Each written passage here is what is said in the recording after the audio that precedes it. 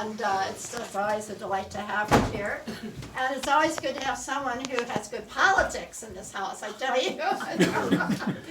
So I'm really delighted to introduce her. She wants to say a few remarks. And I'm sure there'll be time for some questions and response. So, Dr. Jill Stein. Thank you. Can you pitch out the battery? There's a battery in there. You'll find it. Yeah, okay. Maybe we could sit down on this couch and get out of the way. Sure.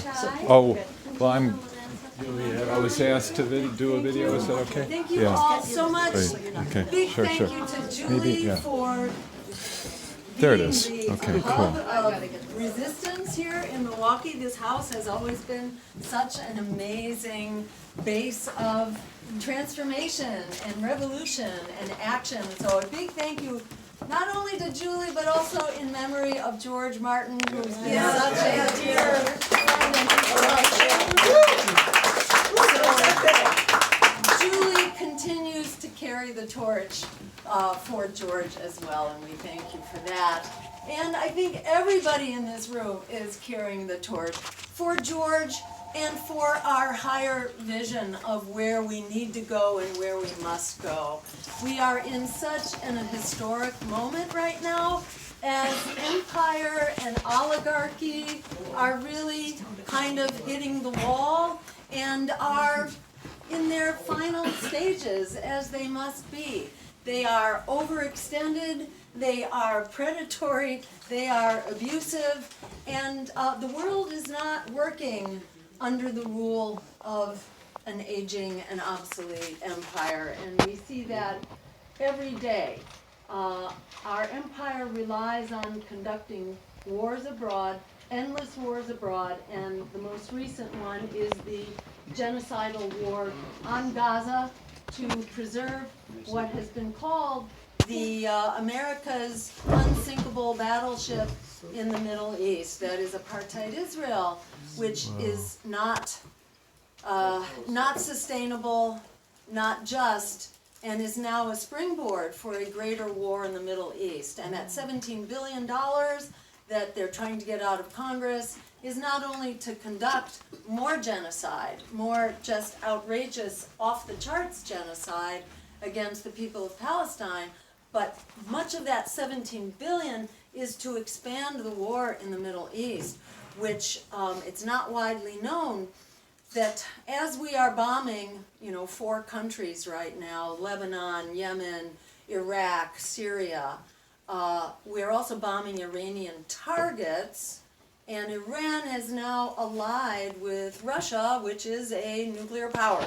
So this is potentially a nuclear conflict that could just fly off the handle. This is like pre-World War I with nuclear weapons thrown in. So it's very important. This is not a choice, really. I think those of us who are not brain dead, whose eyes are not closed, are, finding we must stand up and stop this war and this genocide as quickly as possible. This is not a choice. I don't know about you, but I couldn't sleep at night if I wasn't doing everything in my power to shut this war and this genocide down as quickly as possible. So a big thank you to everyone in this room who is a part of that. But the war abroad has its counterpart now, obviously, in the war at home. And it's both a war on democracy, such as it exists, which is a pretty wounded animal to start with, our democracy that's barely on life support, but now the war on Gaza has become an excuse, in addition to the war in Ukraine, to basically shut down dialogue and to shut down criticism. So we're seeing really a resurgence of McCarthyism. We're seeing on campuses that Students for Justice in Palestine is, being shut down as an organization, that student activists are being doxxed, they are having their scholarships canceled, they are being blacklisted for jobs. I mean, this is an unbelievably oppressive environment in terms of the democracy, and that's just a piece of it. I mean, we have an all-out democracy crisis, whatever aspect you're looking at. You know, the Democrats won't even have a debate now. In fact, they won't even have a primary. They're keeping their own candidates off the ballot, so this is absolutely outrageous. And yet, you know, in the midst of this repression, we are seeing such incredible uprising and so much solidarity. And a big shout out to Jewish Voice for Peace, for example, that has been such a powerful, let's give a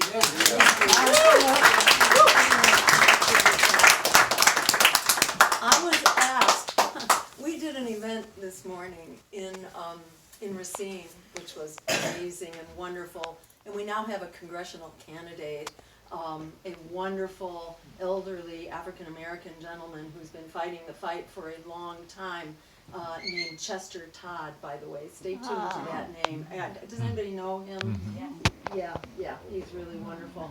So he became a Green in the course of the last year, and he's now decided to run for Congress. He's very well spoken way back when he was a sociologist, but he's been living the fight for decades. And I want to give a big thank you to Pete. Kara's here. Yeah. He's kind of his campaign manager behind the scenes. Yeah. So just write the checks out to me. What was that? So just write the checks out to me. Yeah. But interestingly, there was a lot of press that turned out, including Fox turned out to cover it. It was a fabulous forum, and Chester had invited a Democratic head of the teachers' labor union, and a variety of people who had different points of view, and it was a completely unhinged forum. It was a completely uncensored, unstructured forum where we could really engage, we could really have a real debate, and it was very exciting. And among the various people who turned out for it was a member of the press from Denmark who had flown in from Denmark the night before in order to cover this forum because they're interested in third parties, and they're especially interested in our race. And one of the questions he asked me is, why are young people rising up against genocide? And the question I asked him back is, why would any human being whose eyes are open, who has a beating heart and a living soul, not be rising up against genocide? Absolutely, that's it. We were in East Palestine, Ohio, you know, the site of this disastrous spill, toxic spill. And the community has been abandoned, and the EPA is basically working for Norfolk Southern, the rail company, and basically helping them do a cover-up. It's just staggering what's going on. But it was just so exciting. We went there to hold an open forum so that people could actually stand up and speak out and ask questions, and the press was there. It was a really wonderful thing. It was what democracy should look like. Joe Biden had been there the week before and spoke with 3 pre-selected people who would just assure him that everything is fine. And we were sort of doing the opposite of that. We were hosting an actual town hall. And the people were so grateful and so happy to be heard.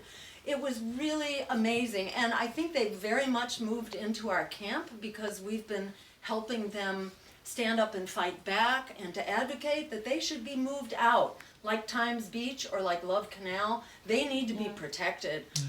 You know, Love Canal wound up, you know, the homes were basically bulldozed and turned into a toxic waste site. And that's basically what's going on in many of the areas in East Palestine. But we've been there.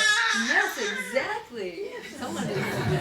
Someone is manifesting for us. Yes. So it was really exciting to see how ready people are when they start understanding, this is deep red country, when they start understanding that they too are in the crosshairs here, they too are being very much thrown under the bus, and it was really exciting that they too oppose this spending of, you know, hundreds of billions of dollars. In fact, it's half of our congressional budget, $1 trillion a year, which is being spent on the endless war machine. And they are there with us. So really across the political spectrum, people really are ready to mobilize against this disastrous war machine, which is squandering our tax dollars, squandering humanity, which is really establishing a precedent in which children are tortured and murdered by the thousands. This is not okay. And any human being with their eyes open is ready to mobilize. And we are seeing this as the most impassioned issue. And we have been driving across the country since Pittsburgh, I'd say. We started off flying, and then we quickly discovered it's actually more, you'll get there faster if you drive than if you first drive to the airport. You then, that's right. And like even if your plane is on time, it's still going to take you more time because you wind up standing in line for hours. You can't actually do anything. And then when you get to the other side, you have to stand in line for hours if you're going to rent a car. So you're going to get there faster. You can just drive for 8 hours and get there. So anyhow, that's what we're doing, and it's just been so exciting to see how ready people are to stand up and fight back.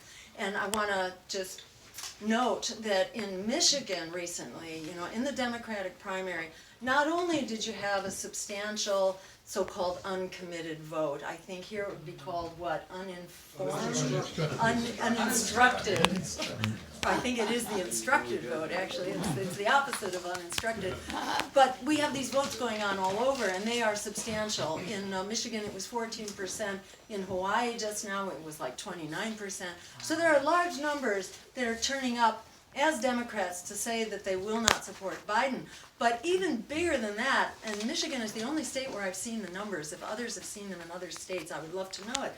But the number of people who are voting with their feet by not coming out to vote at all, they're basically boycotting the Democrats right now, is even bigger. So the number of people who turned out in Michigan is half the number who turned out for the Michigan primary in 2020. So that really tells you where the American public is at. And when people say, well, aren't you taking votes away from someone? Our response is absolutely not. We're taking votes away from the not voting bucket.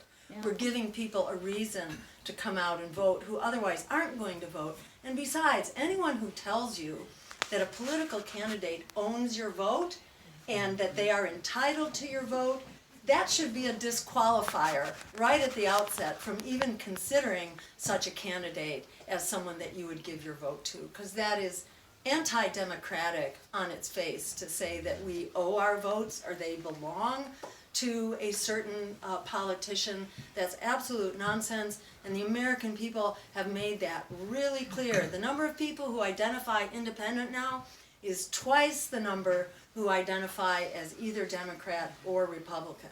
So we've largely gone independent, and it's up to us to make this happen. In the words of Frederick Douglass, power concedes nothing without a demand. It never has and it never will. It's up to us to really be that demand, to bring that demand to the halls of power. Otherwise, we can be sure we're going nowhere. And those who would tell us that, oh, but you got to worry about fascism and Donald Trump, to them, I would say there is no greater sign of fascism than genocide. Yep. And we've got that right now with the president that we have.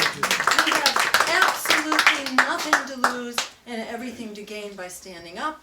And the final point I want to make, and then we'll open it up to questions or comments, and that is the words of Alice Walker, who said, and this is paraphrasing a little bit, but basically that the biggest way people give up power is by not knowing we have it to start with. When 68% of the American public is demanding an immediate ceasefire and a negotiated solution, when 1 out of every 2 renters cannot afford their rent, when they are economically severely stressed, paying at least 30% of their income, and in some places it's much more, that is critical. When 44 million young people, and not so young, are locked into student debt, which is basically unpayable with the kinds of jobs that are available, that is a huge constituency that is ready to rebel. When 100 million Americans are locked in medical debt and nearly as many do not have adequate health insurance. They're either uninsured or underinsured. And when the Democrats are pretending that the Inflation Reduction Act, with its, 10 pharmaceuticals, 10 drugs that will be negotiated and the prices brought down by 2026, 10 pharmaceuticals, they're pretending that that is the answer. Come right on in, go right ahead, thank you for coming. When they're pretending that 10 pharmaceuticals is like somehow the solution to our healthcare problems, and there are 87 million Americans, and they're pretending that insulin is a huge problem and the price has skyrocketed. It's really a microcosm of the kind of, predatory pricing that's being inflicted on us. But insulin is one of thousands upon thousands of pharmaceuticals, so that won't do it. Oh, and the last point I want to include is that this notion that the Democrats are going to save us on the climate is absolute nonsense. The so-called Inflation Reduction Act is a fossil fuels first bill. Not, a few people know this because it's a big long bill and the press wasn't covering it, but in fact, before any major renewable project can be built, first 60 million acres of offshore waters need to be auctioned off for fossil fuels. 60 million every year before a single renewable project can be built. And 2 million acres onshore need to be auctioned off for fossil fuels. And this is from a president, who was elected on the claim that there would be no more auctioning off of public lands. And by the way, the liquid natural gas export facilities, are people tuned into this at all? There are 22 of them there are a few that are built, but most are in the pipeline. And these basically came into being after the Nord Stream pipeline was conveniently sabotaged, creating a huge market, which then enabled the fossil fuel industry to gin up these new plants, which are extremely destructive to the local environment. They require the pipelines that crisscross the country, particularly in Indian territory. They are using eminent domain to take private property for these pipelines as well. They pollute our groundwater and our rivers and streams and so on. They're extremely destructive, but especially in the coastal areas and the coastal communities where these LNG plants are being built. Importantly, the Sierra Club says that these 22 new and future liquid natural gas export facilities are the equivalent of building, get this, 440 new coal plants. They knock back all progress in emissions reduction back to the year 2005. So this policy of the Democrats, their great claim to being environmentalists, yes, we do have a commentary about that. Exactly, they are screwing your future, and exactly, they are screwing all of our future. But these plants that, and the rest of the Inflation Reduction Act makes Donald Trump look like an environmentalist by comparison. So when they try to fear campaign us, that this is, that we're risking Donald Trump, well, we have two greater evil candidates, and we are saying no to both of them. And, yeah, there you go.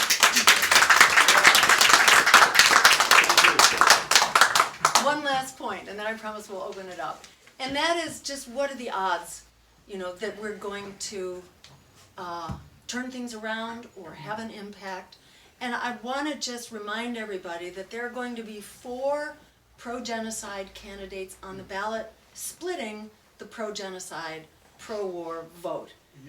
Yeah, Donald Trump, Joe Biden, the No Labels candidate. No Labels is this AstroTurf billionaire-sponsored organization that claims to bring the two parties together. Well, they are quite together on all policies of war and Wall Street.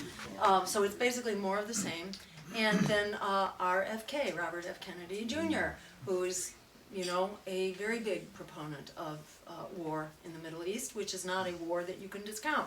You can't say you're a progressive except for Palestine, or that you're a peace candidate except for Palestine as well. You can't say that. So there are going to be 4 of them.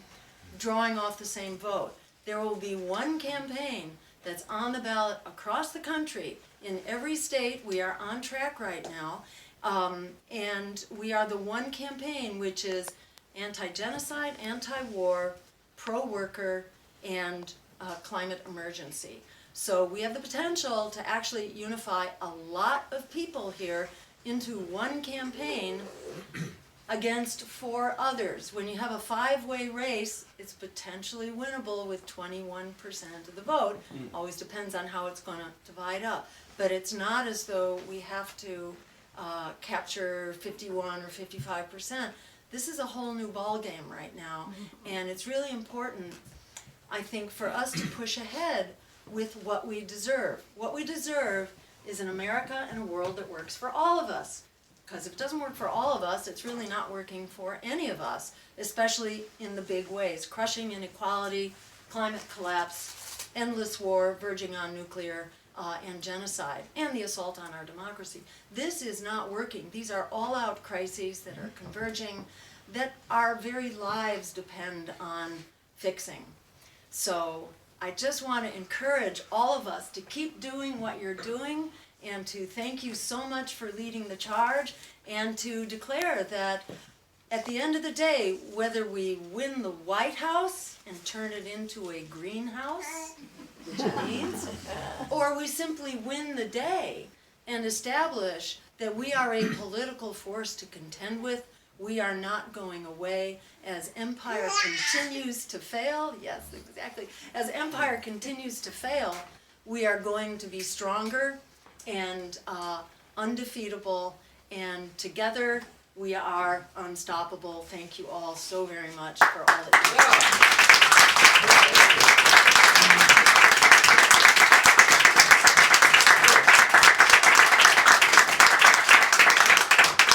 Before we go to the Q&A, I should just mention quickly that if you're in a position to make a contribution, we encourage you to do that. We are close to making matching funds. Welcome, hi, come on in. We are close to matching funds right now. Let's see. There are seats. Certainly there's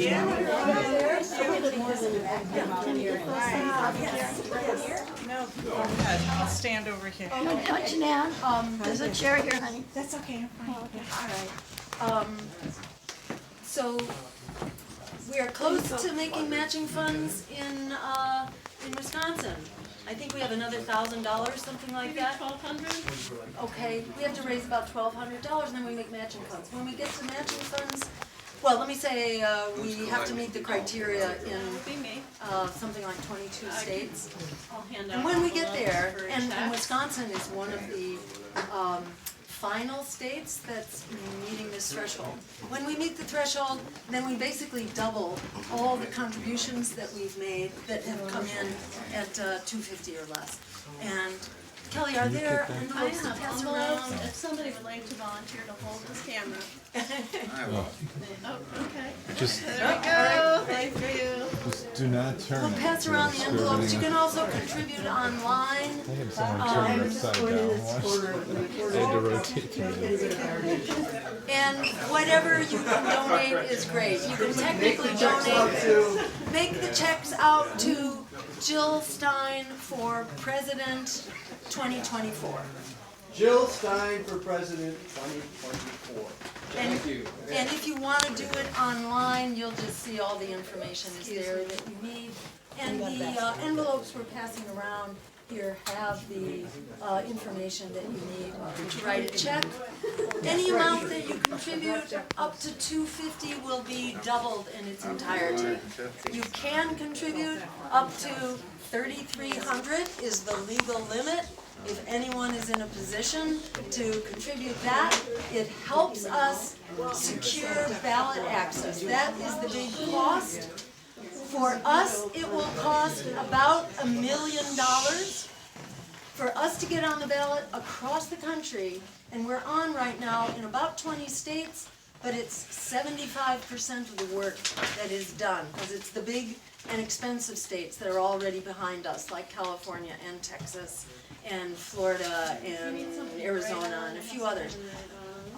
So any money that we raise goes right into the ballot drive and keeping our staff, fed and clothed. But we can get on the ballot for $1 million. RFK says that it will take him about $20 million to get on the ballot. It will take us $1 million. That is the value of a grassroots network that has people who know how to do this. We've done it before. We know how to watchdog the state and look for, their requirements, and we know how to jump through the hoops. Unfortunately, these are the hoops we need to jump through until we get into power, and then we change the rules of the game so that we have a more small d democratic election system in many ways. So with that, let me open it up to questions and comments. Yes, and tell us your name. Remind us your name. Yeah, I'm Tom, and I had some controversial questions for Kelly. You can look at those later. This one I hope will not be that controversial, although I would like you maybe to comment on Russia and the Ukraine situation. But my question has to do with, or the preface is, there's the 27th Amendment. I'm told by this friend who asked me to ask the question that took approximately 200 years to pass. The 27th. The 27th Amendment to the Which Constitution, which has to do with constitutional pay raises. Okay. Okay, so that sets up some context. The Equal Rights Amendment has passed in all the Yes. states. That's right. So there's a lawyer, her name is Wendy Murphy, and she's got a middle initial, but I don't remember it. You can look her up. She's a fireplug, a wonderful lawyer. And she's trying to get mobilize to get the archivists, to get That's Biden right. Yes. to install us into That's the right. Constitution. And Biden is not. Yeah, so what Not would, cooperating. on day one, would you pledge to do that? Absolutely, yes, we have already pledged. Oh, that is awesome. Definitely, yes. Thank you. And the point is that the Equal Rights Amendment has basically been verified, and it's been validated by the required number of states, but it requires the president to then send it to the archivist.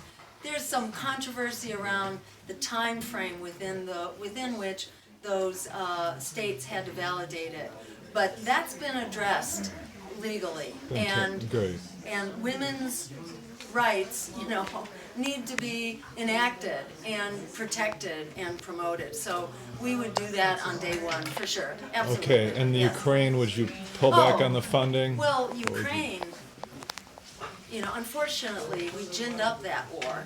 This was a provoked war. The war is terrible and destructive, and the Ukrainians have lost a generation of people. It's a tragic and murderous war, as all wars are. Nonetheless, it was a 100% avoidable war, and we're going to wind up settling for even more than what would have been required up front. Basically, Russia was asking that Ukraine be given neutral status, like Austria following the Second World War. That's not so much to ask. The U.S. freaked out when we had Russian missiles in Cuba. We did not want nuclear missiles off of our border. And that's basically what Russia is saying. They don't want nuclear compatible missiles on their border. No big deal.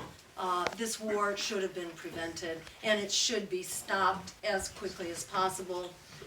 Yeah, and there was a coup in the Maidan that had everything to do with U.S. policy, and thank goodness Victoria Nuland is gone. Yeah, thank you. Yay, Dick Von Dutch is dead. Thank you Yeah, so and much. hopefully this is a good sign. The fact that she was forced out, because she is really she was head of European affairs with the State Department. And she is just a vicious war criminal and war hawk. And the fact that she was forced into an early retirement maybe means that there is some hope that we will see a negotiated solution and an end to the war in Ukraine, which is unbelievably dangerous and tragic. Thank you. Can you Thank just you. elaborate a little bit? I'm Sure. sorry I was a little bit late. I'm That's Andy, okay. Andy Andre, I think most people don't know. Are you saying then that the war in Russia was indeed provoked by America? Yeah, you got it right. Yes, for decades, actually, as NATO expanded to the east and placed nuclear compatible missiles on Good, Russia's thank you border. for saying that, because that's what I've been trying to tell a whole lots of Americans. Oh, yeah. By the Yep. way, I grew up in Yugoslavia, I see. okay, Yeah. just so you get an Yeah. idea where I'm coming from. Yeah. My international knowledge is way beyond most of Americans, including the Middle East, if I may say so.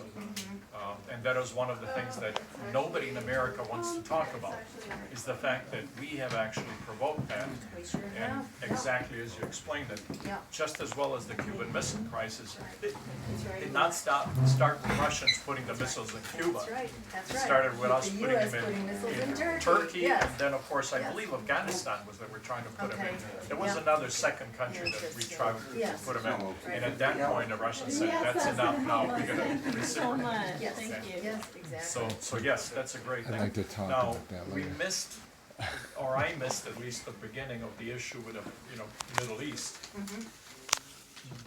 How many Americans are aware that the war has been going on for 75 years there? It didn't start just 6 months ago or whatever it was.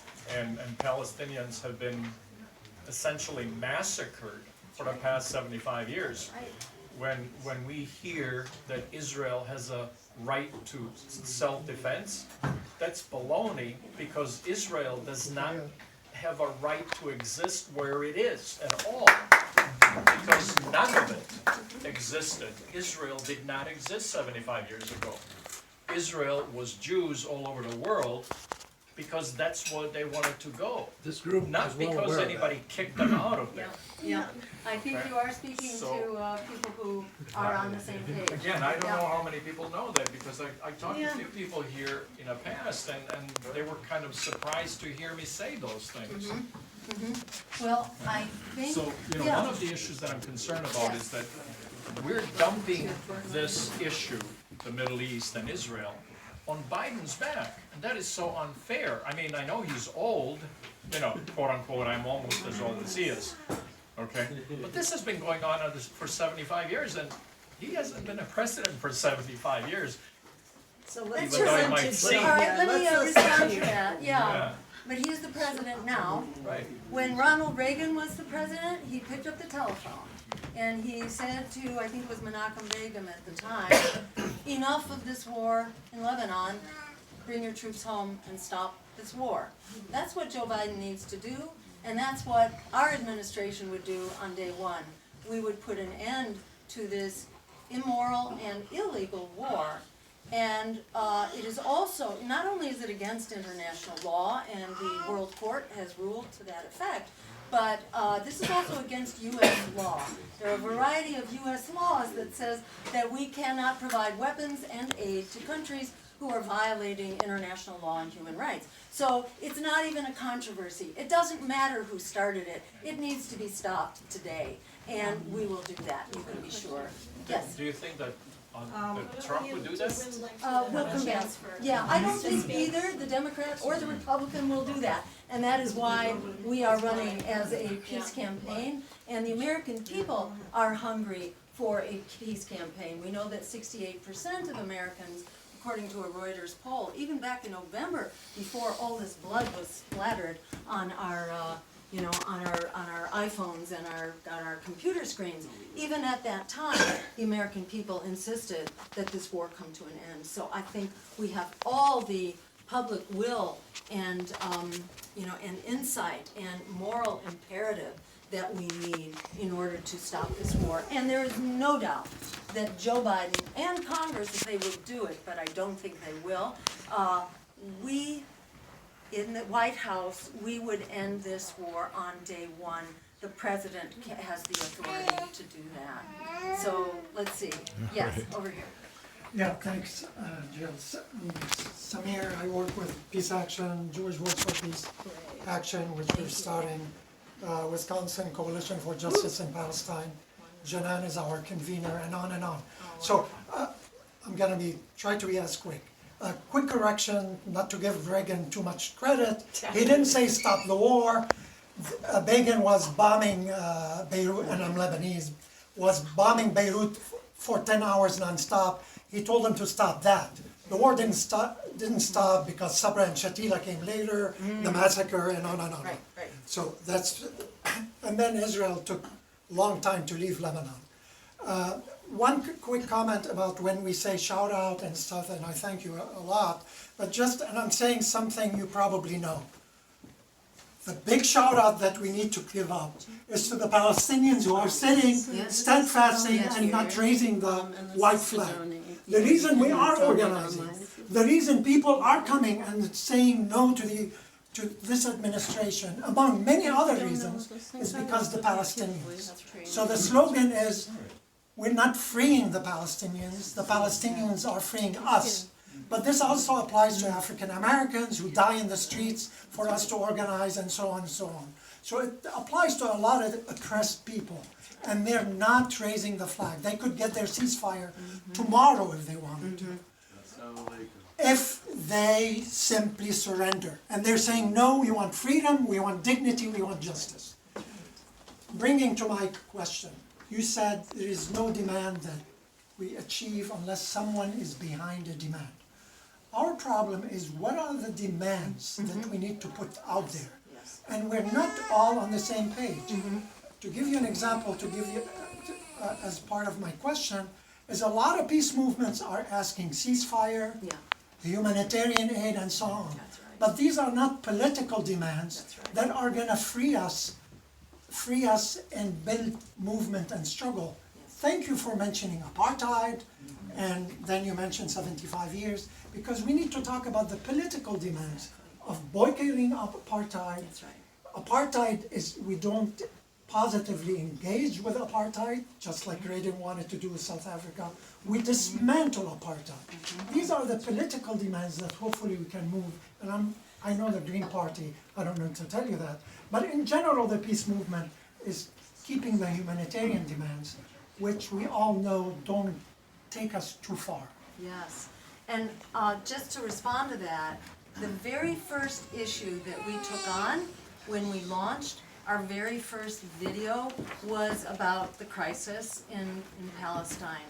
And from the get-go, we have said we need to end the genocide, we need to end the occupation, we need to end ethnic cleansing, and we need to end the apartheid state. And, you know, for the starters, we must end the genocide immediately. But in order for the genocide to truly end, we need a solution that complies with international law.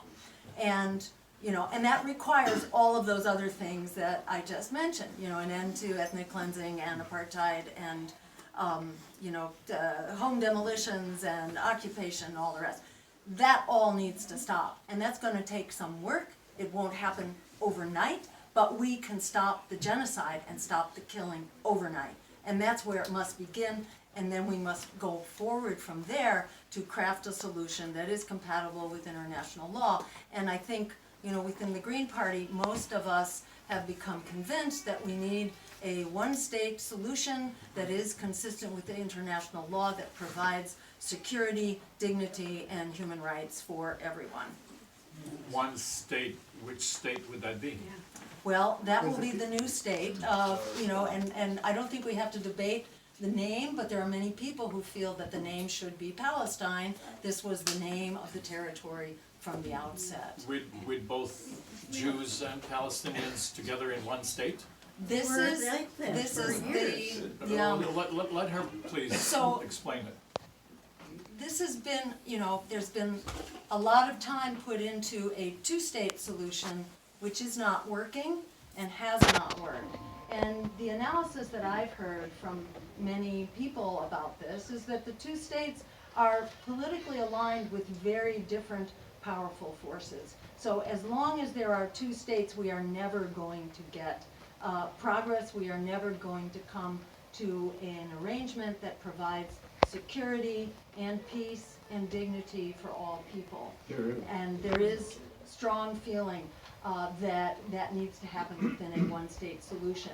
But I don't feel like we have to come to the details of that here tonight. This is a subject we can continue to discuss, and there are very informed people here in this room and in the movement that I think can help inform this discussion as we go forward. But these are the principles that we're operating on, that whatever solution we have, it needs to be consistent with international law. And from the get-go, that means it's an end to apartheid, occupation, and ethnic cleansing. Yeah, okay. Thank you so much for the energy that you provide to us, because the energy that you bring forward is very important. Thank you. I want to ask a general question, which is support within Congress, because once you are president, Okay, yeah. once you're president, that's a real And challenge. let me speak to that, because that impacts everybody in this room. If we are so fortunate as to build a grassroots movement that can push us into the White House, nobody goes home on election day. Our work has only begun, and at that point, we must begin to continue really a grassroots campaign that is going to fight for every critical principle that we are standing for. So there's certain things that the president can do on day one, like free Julian Assange and all the other political prisoners. We can also declare a climate emergency, which will unleash hundreds of billions of dollars in funding so that we can stop, and I should say, and it's hundreds of billions in funding so we can start to create jobs that address climate justice and that address the critical transition we need to make. And we can also stop the building of the LNG plants and the other fossil fuel infrastructure that's being propagated right now. So there's a lot we can do on day one, but there are other things that we will need to do in concert by holding our congressional representatives accountable, by holding town hall meetings, by holding congressional hearings. We will need a very engaged grassroots democracy in order to wrestle the institutions of government back from the empire. They are now in the hands of an empire who is not our friend, and it is going to be a fight every step of the way. One moment before we get to our next question. It's really, thank you all for your generous donations. It's really important that we capture all of the information that the FEC is looking for, including your name, your address, your cell phone number, your occupation and employer. So if you didn't enter that on your check, I'm gonna give it back to you, and just keep that in mind. Cash donations do not count toward matching funds, but we are happy to receive them. You do have to fill out all the information on the form. An alternative to a cash donation is to go home and make a digital donation on your computer. And we you have the can do that. QR code here if people would like to just scan that and donate. And next question. And basically you double your money. You double your donation if you give it in a form that it applies to matching funds. Yes. Well, my question was, a way of dismantling our empire is to close a lot of the bases that are all over the world that shouldn't be. Oh, yeah. That's all. Good point, yes, thank you. Some 800 bases. Yes. The next biggest collection of bases, I think, is Russia, and they have like 30, you know. So what's wrong with this picture? We have 800 bases. We also have, as related to that, we have so-called anti-terror operations that are ongoing in 85 countries around the world now. Who knows about this, these 85 anti-terror operations that are ongoing? And this is according to the Cost of War project at Brown University. So this is not some like radical analysis, this is actually And it's what's also in going the on. US. I was Yes, part of yes. the George Floyd marches in Milwaukee. Yes.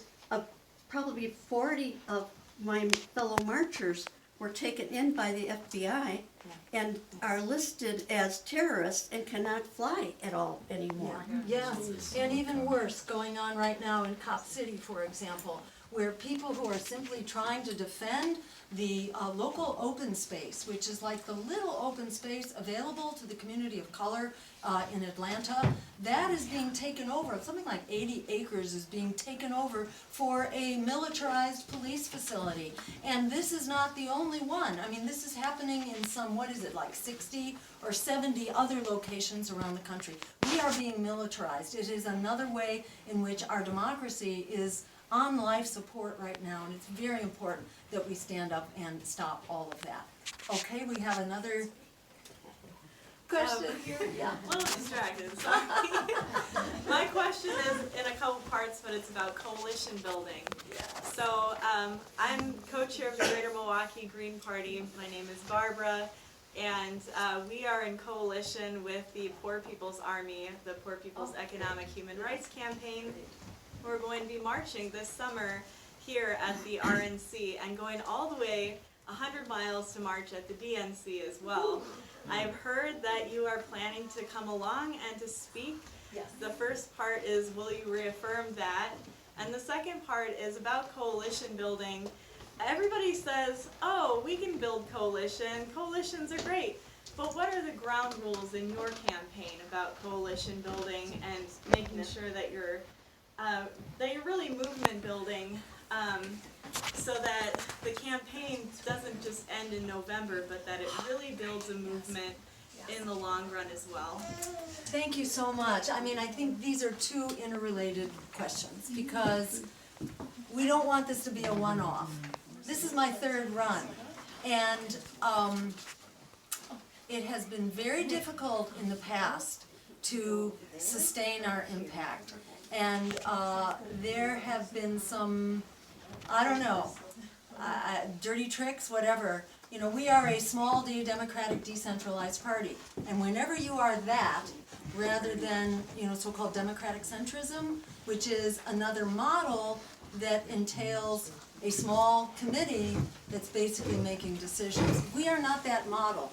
As the Green Party, we are a small d democratic open format. When you have a small d democratic open format, people can join your organization and hijack it, or you know, just create trouble. And by the way, the Democrats have announced, they're saying the quiet part out loud, that they are trying to complicate our ballot access campaign. And we just heard now about our first lawsuit in Washington, D.C., where the Democrats are challenging our signatures for the primary, not even for the general, for the primary. They're just like going ballistic here, challenging everywhere they can. So, you know, and in the last election, I was, you know, after the election, I was then investigated by the Senate Intelligence Committee as a Russian asset, you know, for 3 years. So they will do what they can to try to stop a small d democratic challenger.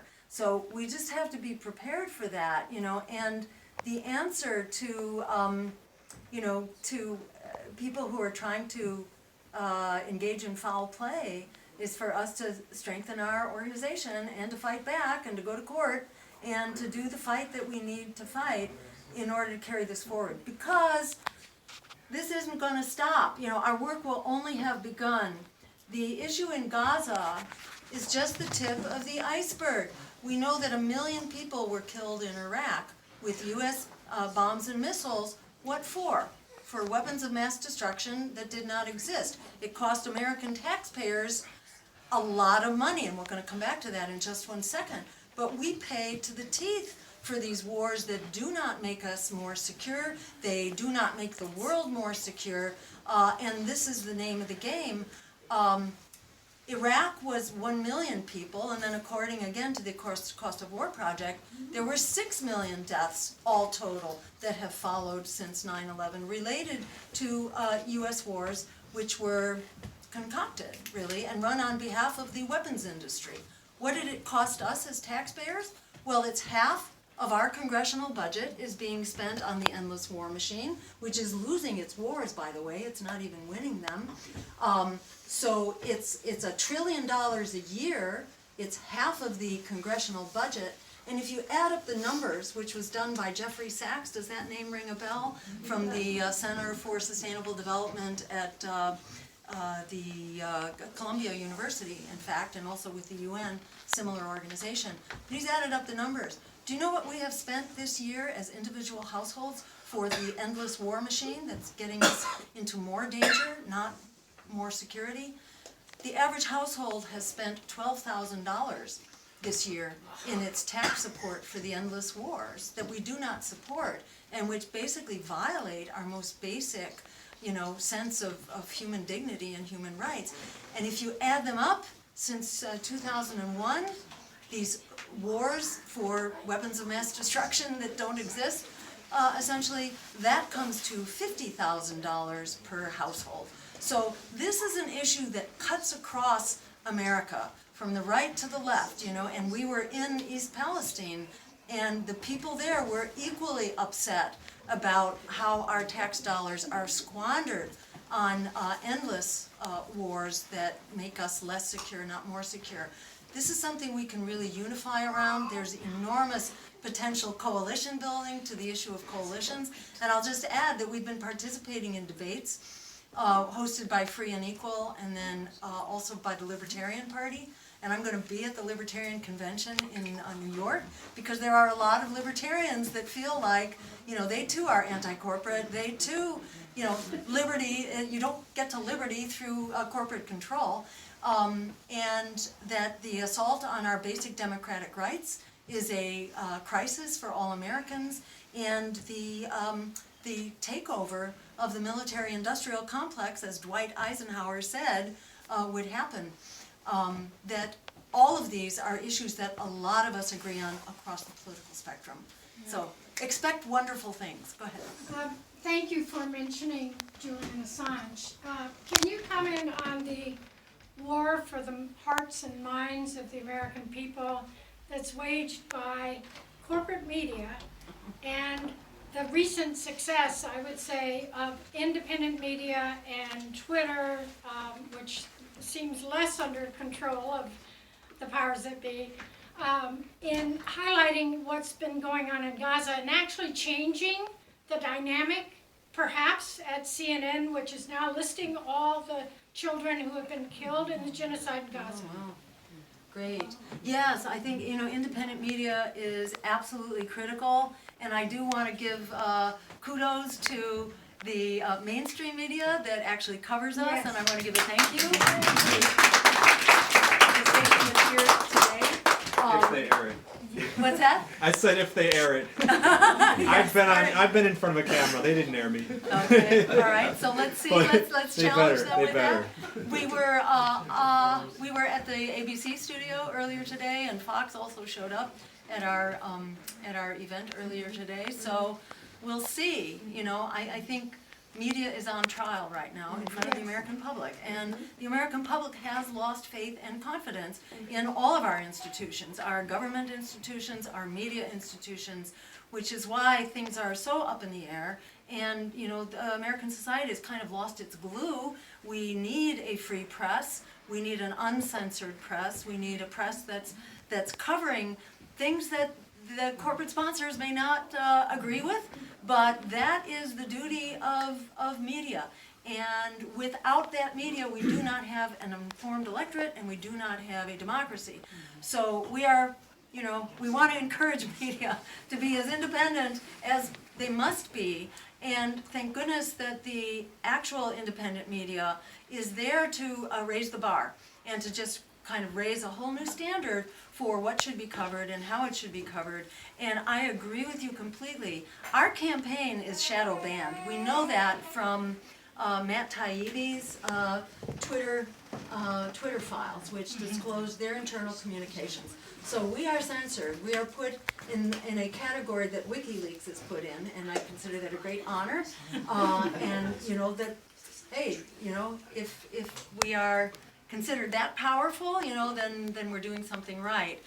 But we need to hold the standard higher, and right now there's a big question about whether TikTok, is going to be effectively banned too, where young people get together. It's like their public commons, and it's really important that we push on all cylinders right here. We need to fire on all cylinders to free our media and, and because at the end of the day, it takes a free media if you are going to watchdog the powers that be, especially around foreign military excursions. And we know from the Congressional Research Service that the U.S. has intervened with its military 250 times in the past 30 years. That's a statistic from the Congressional Research Service. So if you don't have a press that's covering this, and the rules of engagement now have really been changed so the press doesn't have access. The press can't get into Gaza,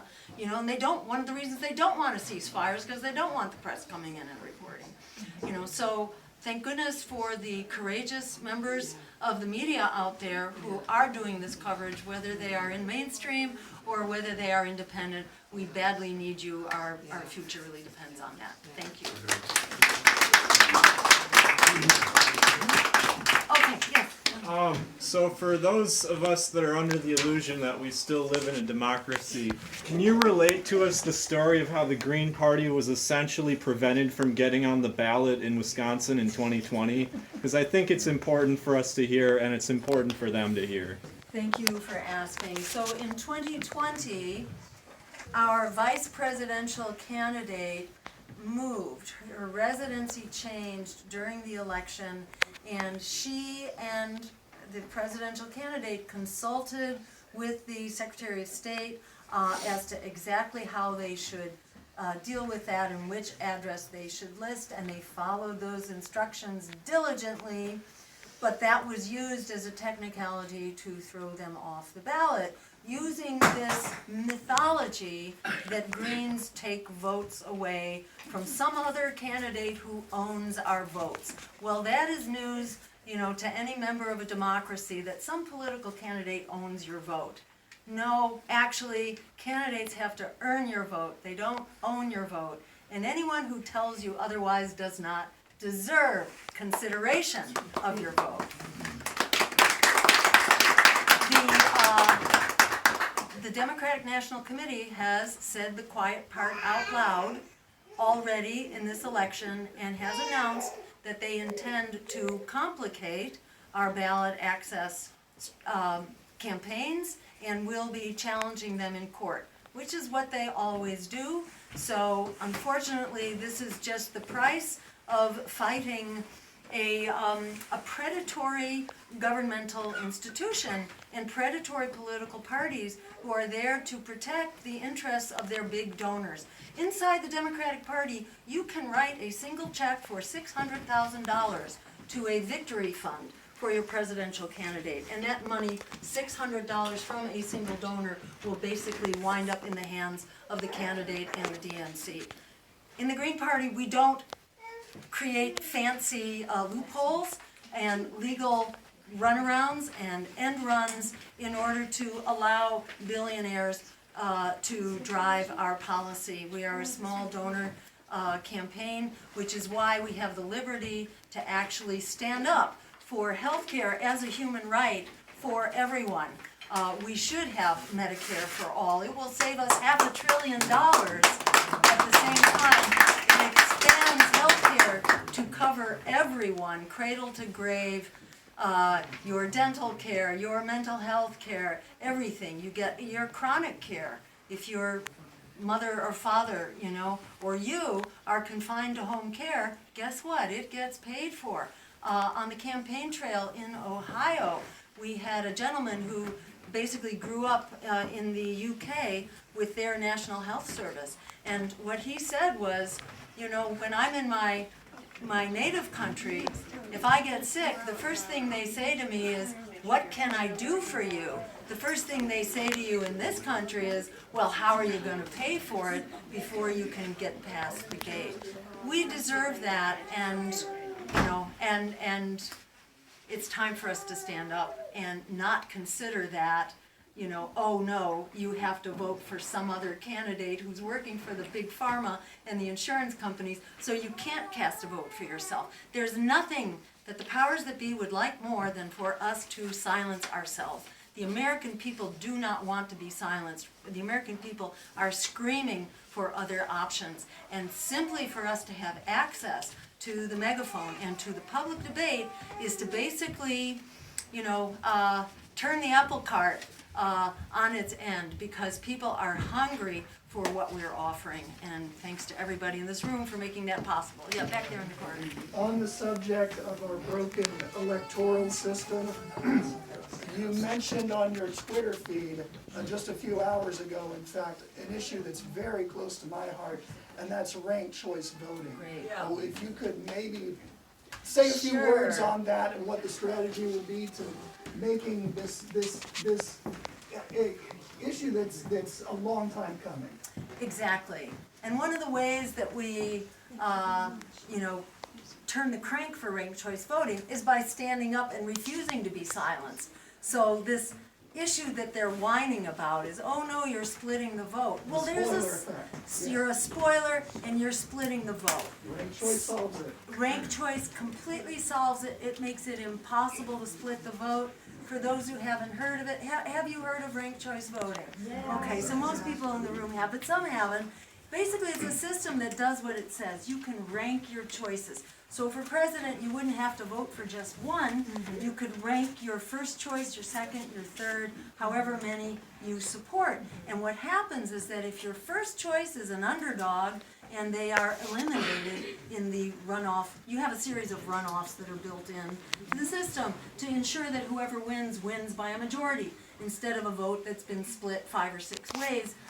You wait for someone to have a majority, and if your first choice candidate loses in the first round, your vote is reassigned, and they would be eliminated. Your vote is reassigned then to your second choice. So your second choice candidate might be your fallback candidate. So it ensures that you're never wasting your vote, and it ensures that we have a candidate elected who has a majority of support from the American people. And instead of solving this problem, we see Democrats whining about this problem, and there's resistance also from Republicans, because this is a very convenient way to silence your opposition by accusing them of spoiling the election and splitting the vote. They want to be able to use that smear and fear campaign. It's basically a fear campaign. So they use that fear campaign instead of solving the problem. They don't want to solve the problem because they don't want you to have a choice. Why don't they want you to have a choice? Because they are protecting their big donors who are running the show. The war contractors, the health insurance companies, the big banks. That's who pulls the strings from the inside through their big donations to the big parties and to their candidates. So they're not interested in giving you the power of your vote because they know they would lose. They would lose the day the minute people are unleashed and our democracy actually has the power to determine our way forward. Ranked choice voting is the name of the game.